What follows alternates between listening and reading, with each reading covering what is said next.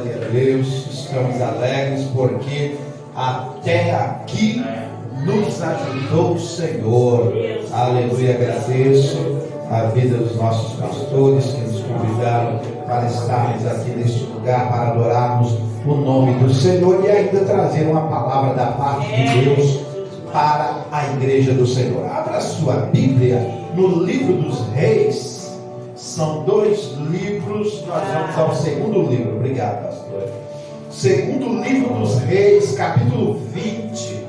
Uma história bem conhecida, um acontecimento conhecida, mas que traz lições para as nossas vidas. Aleluia, glória a Deus, glória ao nome de Jesus. Segundo livro dos Reis, ou segundo Reis, segundo livro dos Reis, capítulo 20, segundo Reis, capítulo 20, a partir do primeiro verso ou versículo. Aleluia, glória a Deus.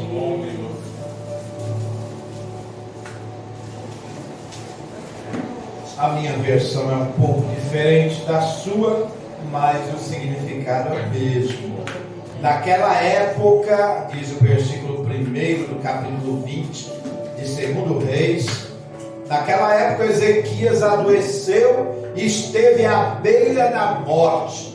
O profeta Isaías, filho de Amós, foi visitá-lo e lhe declarou: põe em ordem a tua casa, porque não te recuperarás, mas morrerás. Ao ouvir essas palavras, o rei virou o rosto para a parede e orou ao Senhor. Tome o seu assento, glorificando e exaltando o nome de Jesus. Aleluia. Na verdade, nós estamos diante de uma história de um dos maiores e melhores reis. É verdade. Aleluia.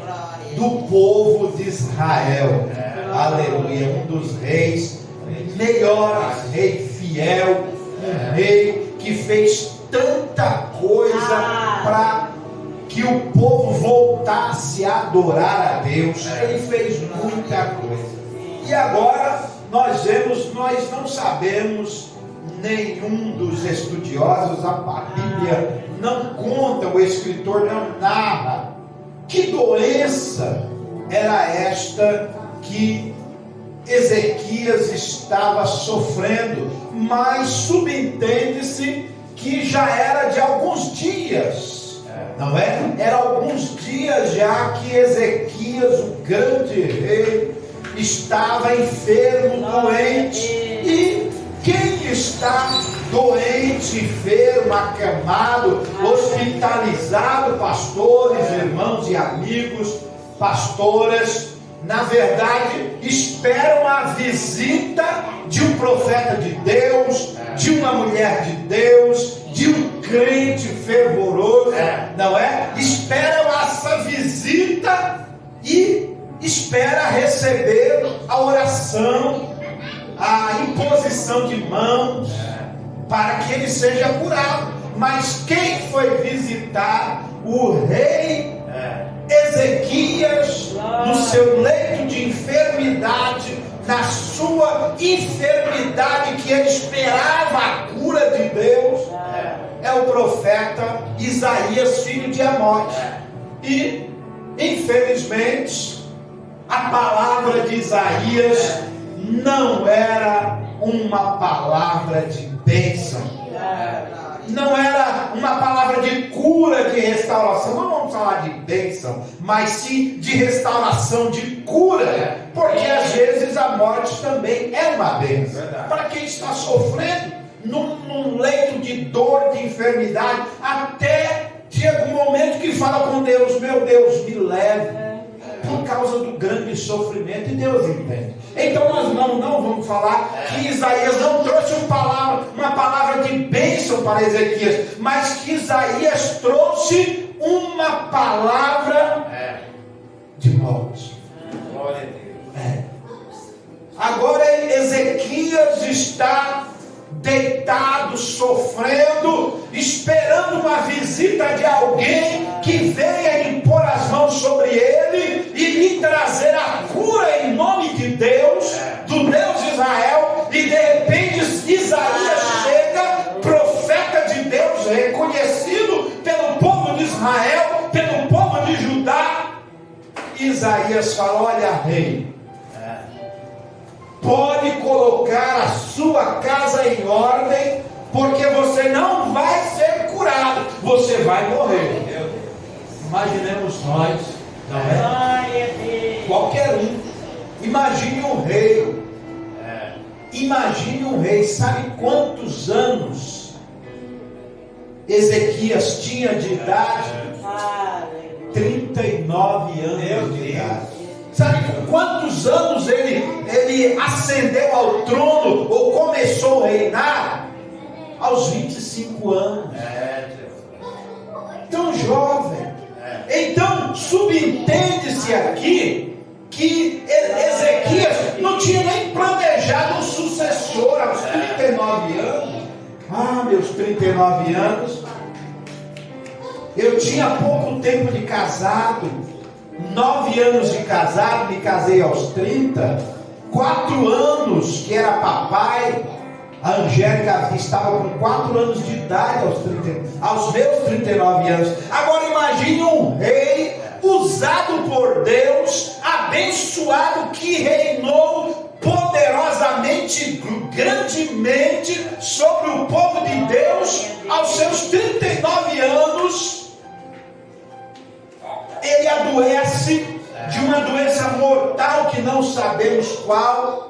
E de repente ele recebe a visita de um profeta. Imaginemos nós que a alegria do rei Ezequias foi muito grande quando recebeu a visita, quando viu que era Isaías, o profeta de Deus. Quem sabe ele pensou consigo: agora vem bênção para mim, agora sim.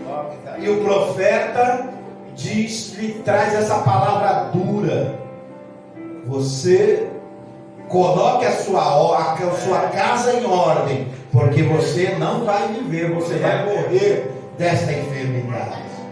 Se fosse um rei mau, se fosse um rei ímpio, ele com certeza daria ordem aos guardas para matar o profeta, porque não trouxe uma notícia boa. Lembram-se do mau Acabe, né? Quando Elias foi conversar com ele, e ele disse: olha, você é o perturbador de Israel, não é, Elias? E Elias falou: eu não, eu perturbo. Quem perturba Israel é você, é o Senhor.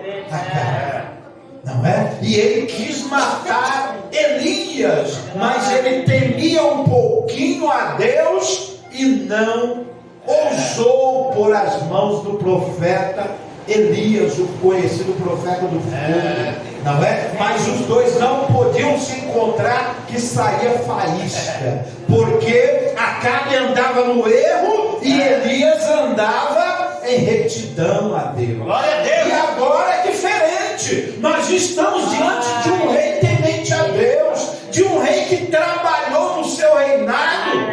Ele era filho de Acais. Acais foi um rei mau, um rei que só fez sujeira entre o povo, reinou com maldade, e ele não aprendeu com seu pai. Aos 25 anos ele ascendeu ao trono, sucedeu seu pai e começou a colocar em ordem as coisas.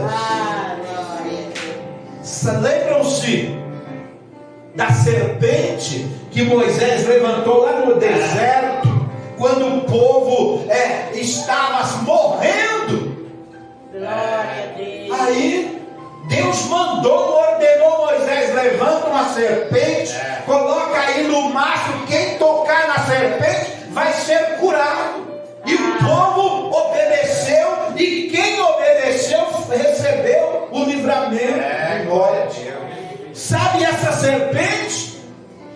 O povo de Deus ainda adorava aquela serpente. Os reis que vieram sobre Israel os reis maus ensinaram o povo a adorar a serpente. E quando Ezequias então sucedeu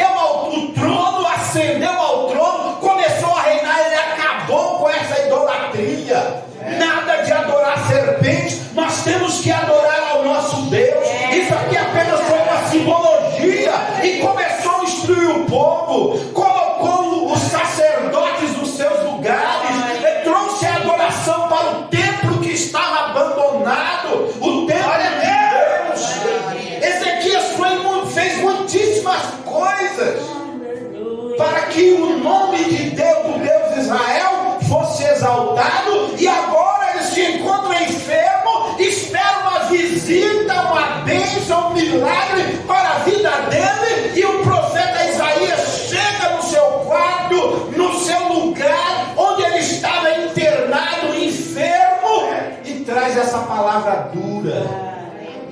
Olha, Ezequias, meu Deus, você põe a casa em ordem, porque você vai morrer aos 39 anos de idade. E aí, o rei Ezequias, ao invés de se irar contra o profeta, ele apenas vira, porque subentende-se que ele estava à beira da morte. Ele não pôde nem se ajoelhar.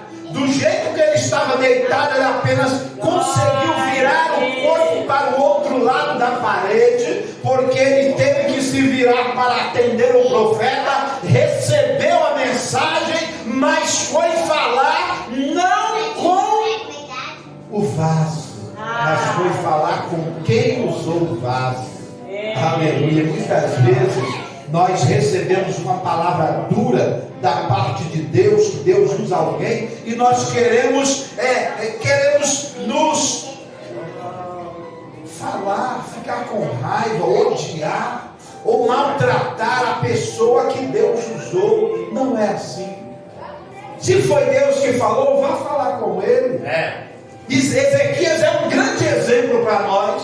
Então ele sentiu aquela palavra dura, ele foi falar com Deus. A Bíblia diz que ele virou para o lado da parede e começou a falar com Deus. Ele não só orava, ele chorava, soluçava, pranteava. E o seu pranto era tão verdadeiro, o seu clamor, a sua oração era tão verdadeira, que o profeta Isaías, antes de sair do palácio, teve a ordem de Deus. Glória a Deus! Volta, Isaías. Pode dar meia volta, vai lá e diz, traz outra mensagem para o meu servo Ezequias. Olha aí, igreja do Senhor. Às vezes nós ficamos tão preocupados, tão atribulados por causa de um problema, por causa de uma dificuldade, por causa de um desemprego, por causa de uma causa impossível, e nós esquecemos que nós temos autoridade de falar com Deus através do Senhor Jesus.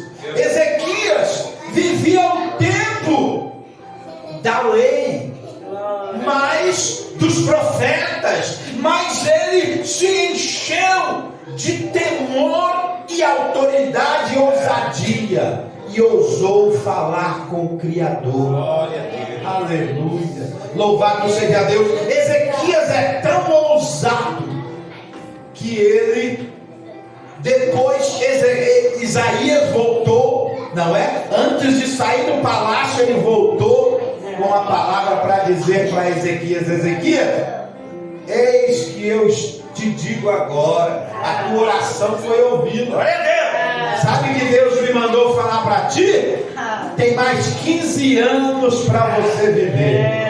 Isso significa, os historiadores dizem, que Ezequias não tinha nem preparado um sucessor, não tinha preparado ninguém. Quando a Bíblia diz, quando a palavra diz para Ezequias: põe a tua casa em ordem, não quer dizer que Ezequias estava em pecado, não, era o contrário. Ele estava em santidade diante de Deus. Pôr a casa em ordem é preparar a sucessão do trono, como os presidentes do presidencialismo brasileiro fazem, não é?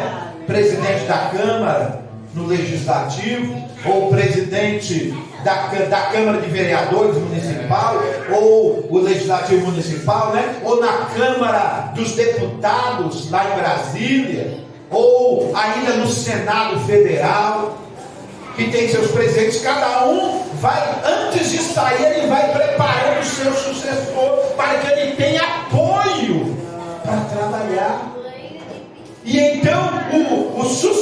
o rei também tinha que fazer assim.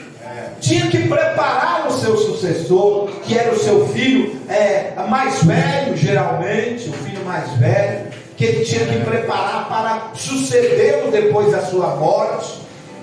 E Ezequias então ora ao Senhor, e Deus então manda Isaías voltar. Volta, Isaías, e fala para ele, fala para o meu servo Ezequias que eu vou dar mais 15 anos para ele. Para quem ia morrer naquele dia, até 15 dias já estava bom, 15 meses, mas o nosso Deus deu 15 anos para Ezequias. Aleluia. Interessante que a oração de Ezequias não foi para dizer: olha, meu Deus, tu sabe que eu sou bonzinho, eu trabalhei, eu fiz tanto na tua obra. Ezequias não falou isso. Ele disse: olha, meu Deus, tu sabes que eu fui reto, eu vivi em retidão. Então, na verdade, Ezequias não estava se auto-justificando, porque quem nos justifica é o próprio Deus, não é? Nós, na época da dispensação da graça, através do Espírito Santo, nós somos justificados por Deus, não é? Então Ezequias aqui, ele não está se auto-justificando, mas ele está mostrando a Deus, lembrando a Deus, se é que Deus se esquece de alguma coisa, mas ele nos dá o direito de falar com ele, de nos apresentar diante dele. E Ezequias fez isso, aproveitou a oportunidade para orar a Deus. Olha aí, sabe o que o rei Ezequias fez? No primeiro ano do seu reinado, Ezequias retirou os altares idólatras. O rei que havia antecedido ele, que foi seu pai, o rei Acais, havia feito misérias no meio do povo. Ele pôs abaixo as colunas, destruiu os postes de adoração pagã, despedaçou a serpente de bronze, como eu disse no início, que o povo estava adorando, aquela serpente que Moisés levantou lá no deserto. Também ele restaurou as celebrações judaicas. O povo já não celebrava mais as festas anuais em Israel. O povo havia se esquecido por causa da idolatria. Ele também reformou o templo, como eu disse, que estava abandonado. Purificou os sacerdotes, porque os sacerdotes apenas existiam por existir, por receber salário, mas não tinham adoração verdadeira a Deus. Ele colocou os sacerdotes em seu lugar, no seu devido lugar, ensinou os sacerdotes a voltarem a adorar a Deus, a se santificar a Deus. Reabriu as cerimônias religiosas no templo e fortificou os muros de Jerusalém. Ou seja, até na área da segurança, Ezequias trabalhou fortemente, porque não adianta nada se preparar fisicamente se não houver preparo espiritual. Às vezes estamos em perfeita saúde e esquecemos, em saúde física, e esquecemos que também precisamos da saúde espiritual. Aleluia. Isso é para você, é para mim. Instrução do mestre de Belém. O texto que nós lemos afirma que o Senhor estava com ele. Com ele quem? Com Ezequias. Ele era bem sucedido em tudo que fazia. Está lá no segundo livro dos Reis, capítulo 18, versículo 5 até o 7. Então Ezequias era homem de Deus, era um rei abençoado, usado por Deus, fez tanta coisa e agora recebe a mensagem de Deus: você vai morrer. Você está doente? Se prepara, pode preparar o sucessor da sua casa, porque você vai morrer. Então Ezequias orou muitíssimo. Tinha 39 anos quando ficou doente. É possível, né, que nem tenha preparado o sucessor, como já dissemos, nem se preocupava em passar o bastão para alguém. Como ele começou a reinar aos 25 anos, talvez não tivesse nenhum filho preparado para suceder. E a oração de Ezequias, em sua oração, Ezequias voltou seu rosto para a parede e pediu a Deus para se lembrar da sua fidelidade e sua devoção que ele teve durante o seu reinado. E diz a Bíblia que ele chorou amargamente. Glória a Deus, aleluia. Então Ezequias fez menção de sua vida de retidão, não com o objetivo de apresentar uma razão para que sua vida fosse poupada. Às vezes o crente ou o ser humano quer que Deus prolongue os seus dias, que cure as suas enfermidades, mas não apresenta uma razão para Deus. Ezequias apresentou razões. Por que ele queria viver mais tempo? Não queria morrer daquela enfermidade. Ele apresentou razões, propósitos ao Criador. Aí tem gente que fala: Deus sabe tudo, você não precisa pedir nada, não precisa falar nada. Precisa. Deus sabe, mas Ele quer te ouvir, Ele quer me ouvir, Ele quer saber que propósitos, que razões nós temos para viver nesta terra. Simplesmente viver?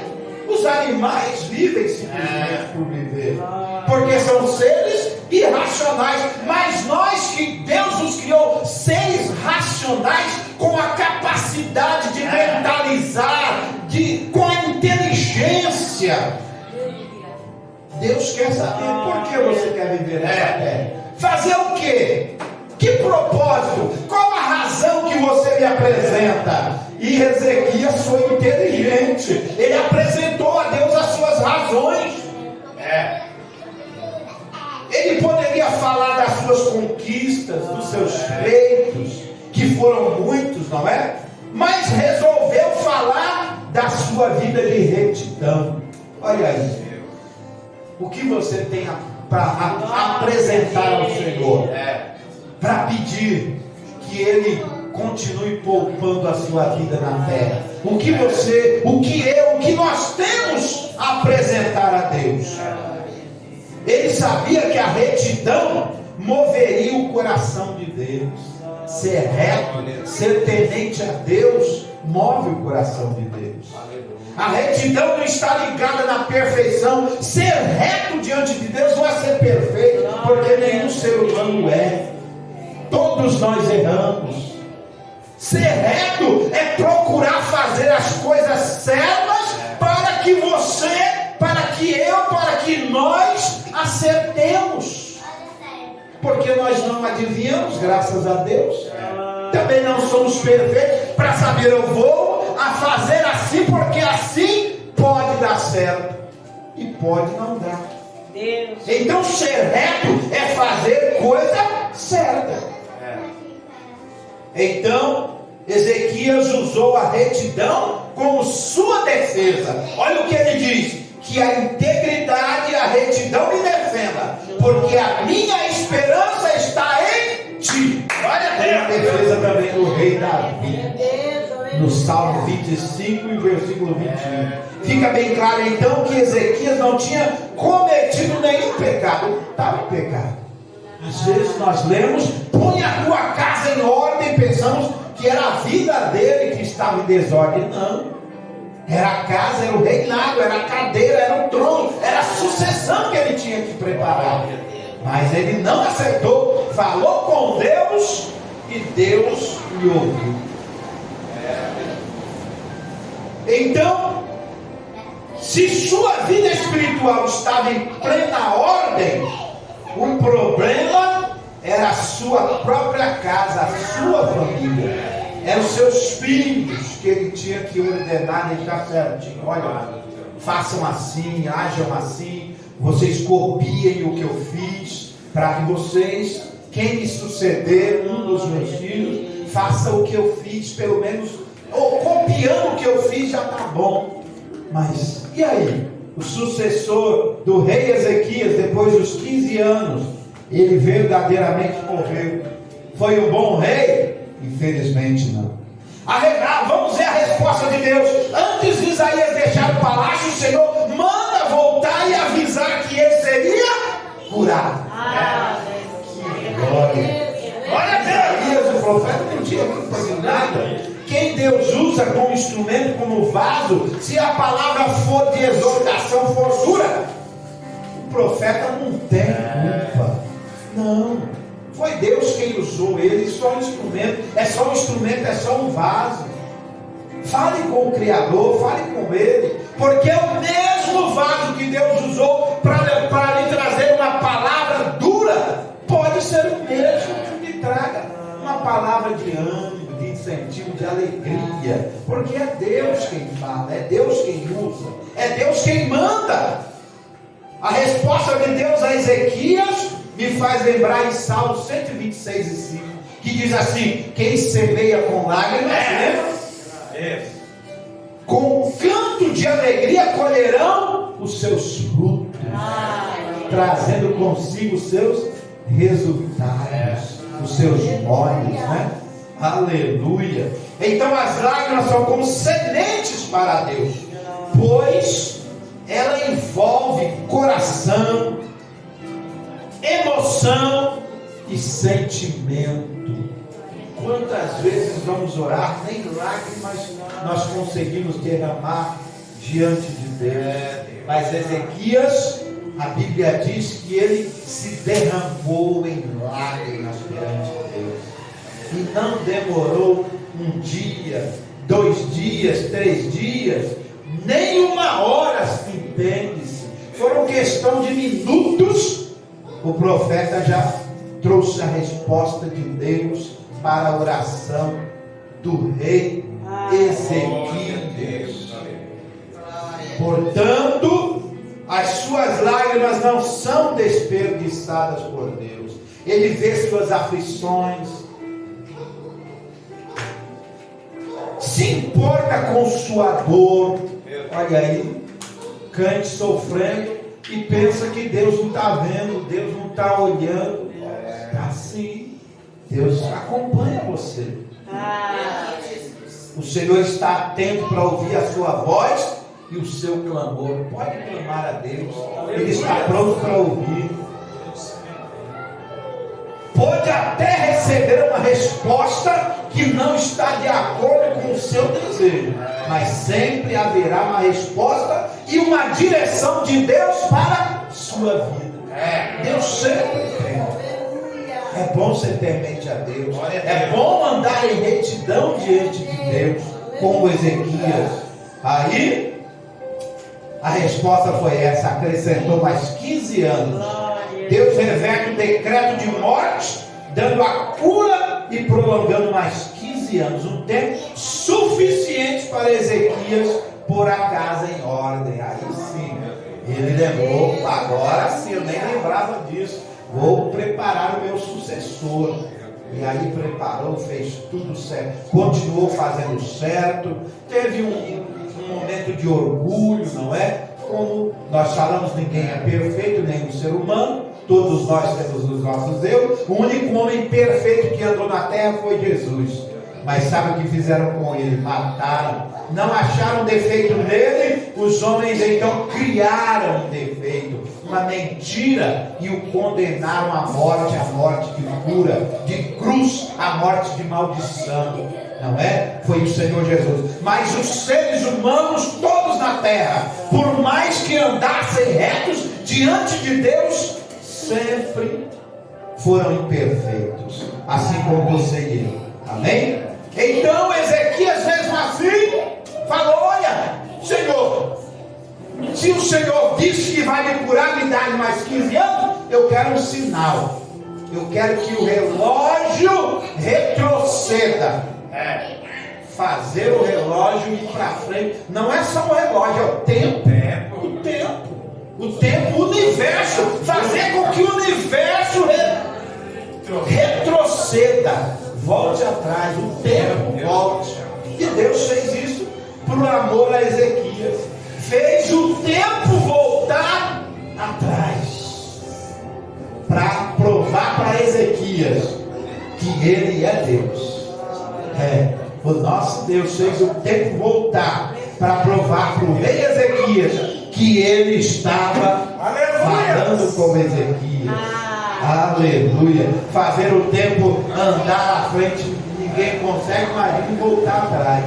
Não é? Mas o nosso Deus consegue, porque Ele criou tudo, Ele ordena tudo, Ele comanda tudo, Ele é maravilhoso. Então Ele deixou um sinal no sol.